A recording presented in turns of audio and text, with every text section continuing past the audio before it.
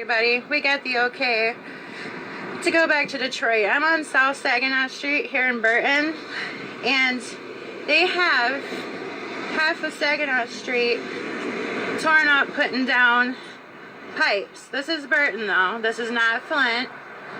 These are the pipes that need to be put in Flint. They can keep going right up Saginaw Street with this into Flint and start replacing our pipes too, because this is what's needed now.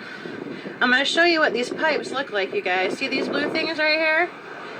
I got it confirmed. They can't talk on camera, but the workers are inside at the Dairy Queen here doing lunch. So I stopped in and I talked to them. They can't say it on camera, but these are actually water pipes.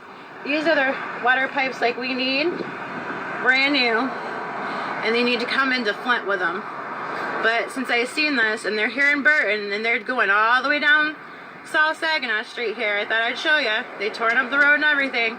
They need to come right on into Flint and keep on fixing our pipes, because those are destroyed now too.